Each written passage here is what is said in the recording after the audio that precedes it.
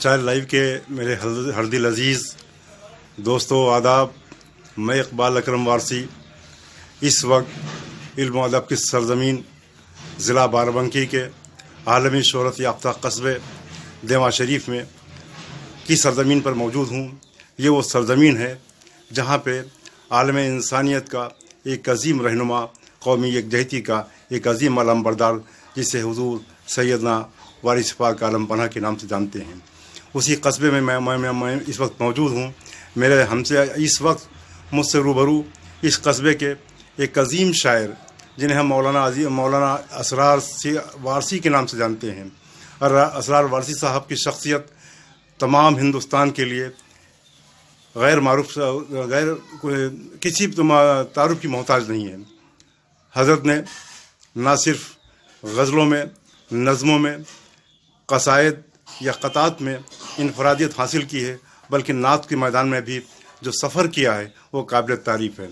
میں اس وقت آپ سے مخاطب ہوں۔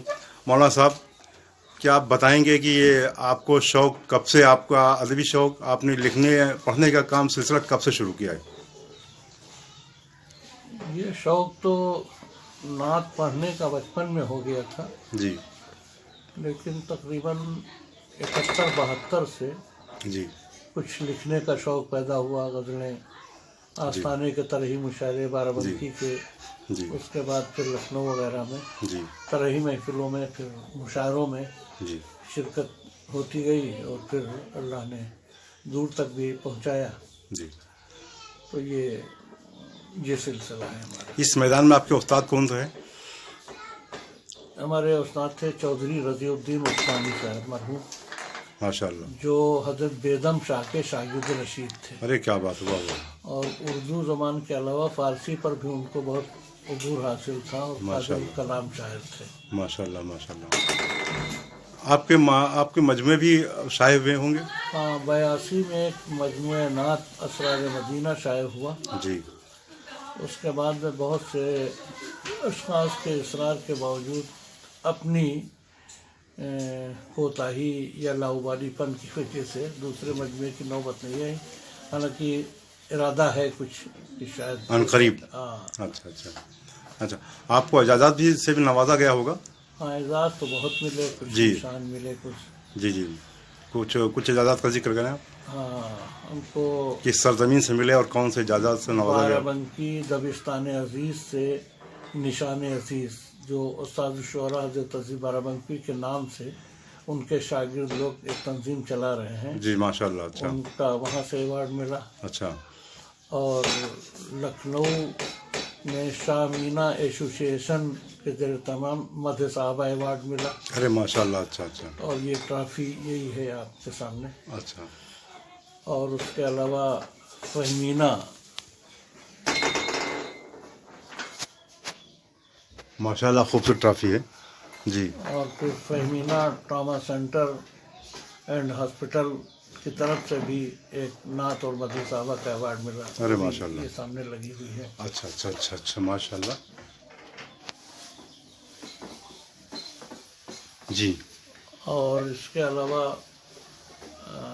جلسوں میں بھی کئی نشانات ملے ہیں، جی، اور ایک جلسے میں باعزاز نظامت اچھا۔ کا ایک ایوارڈ ملا ہے۔ ہاں، نظامت بھی ماشاء اللہ بہت اچھی کرتے ہیں۔ تو یہ نظامت کے یہ اچھا اچھا، جی، تو اس طرح سے میرا اللہ نے نوازا۔ اس لائق میں تھا تو نہیں، لیکن اللہ نے جدھر میں گیا، جی، جی، جی، اور یہ خوش قسمتی میری رہی ہے کہ جہاں ایک بار میں گیا ہوں تو ادھر کے لوگوں نے جی، پھر مزید یعنی مجھ کو یاد کیا ہے۔ بے شک، ماشاء اللہ۔ اچھا، یہ بتائیں کہ آپ کو آپ نے شاعری آج سے کتنے سالوں پہلے آپ نے چالو کی شروع کی تھی؟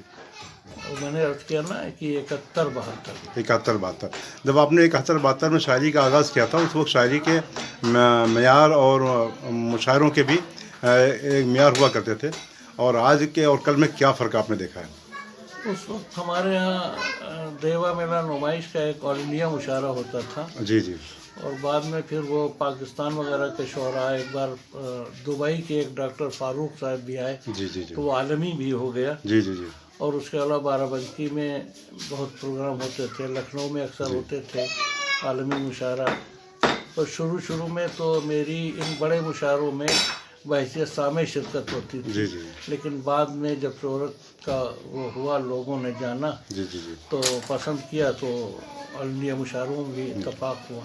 نہیں، میرا کہنے کا مطلب یہ ہے، میں عرض یہ کرنا چاہتا ہوں کہ کل کے ادب میں اور آج کے ادب میں کچھ فرق ہے یا نہیں ہے؟ ہاں، بہت فرق ہے۔ جی آج کا ادب جو ہے جی وہ ترقی پسند کہنے کا دعویٰ کرتا ہے، جی لیکن آج کے ادب میں سب سے بڑی دشواری یہ ہے کہ فن جی جو شعر و ادب کا تھا وہ معاف ہوتا جا رہا ہے، جی جی جی اور جو عالمیہ مشاعروں میں بعض شاعر پڑھ رہے ہیں جی ان کو بھی اکثر ناموضوع شعر پڑھتے ہوئے سنا ہے، جس جی کا اردو کے طالب علم کی حیثیت سے افسوس بھی ہوتا ہے اور خوف بھی ہوتا ہے کہ جو اصل شاعر ہیں، صاحب فن ہیں، وہ قصبات میں یا شہروں میں وہ اپنا کلام تو شاگردوں کو دیتے ہیں، اور شاگرد عالمیہ مشاعرے پڑھ رہے ہیں، جی جی جی اور ان کی شہرت نہیں ہے بنسبت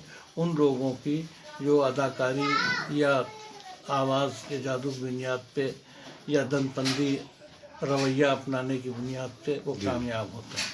تو آج کا جو ادب کا معیار ہے وہ اتنا گر گیا ہے کہ ایک شادی کے موقع پر سہرے تقسیم ہو رہے تھے، جی جی تو قریب 100 سہرے تھے، 45 سہرے بٹے اور باقی نوجوانوں نے یہی کہہ دیا، اور سب پڑھے لکھے جی جی لوگ تھے، جی اور یہ کہہ دیا کہ ہم اردو جانتے نہیں۔ ارے تو اردو سے دوری کی وجہ سے شاعری کا معیار ڈاؤن ہوتا جا رہا جی ہے، جی جی اور بس ہمارے جو اسلاف ہیں اس وقت موجودہ جی جی نمائندہ شعراء جی ملک کے اور بیرون ملک میں، جی جی ان کی وجہ سے، لیکن ڈر یہ لگ رہا ہے کہ یہ پیڑھی اگر رخصت ہو گئی تو نئی جنریشن جو مشاعروں کے جی جی ادبی دنیا میں نہیں بلکہ مشاعروں کی دنیا میں جو آگے آ رہی ہے، اس کی وجہ سے شاعری کا معیار کہاں تک گرے گا اس کا اندازہ تو نہیں لگا، لیکن ڈر ہے کہ معیار زیادہ سے زیادہ گر جائے گا۔ اچھا، پیغام کو دینا چاہیں گے اپنا آپ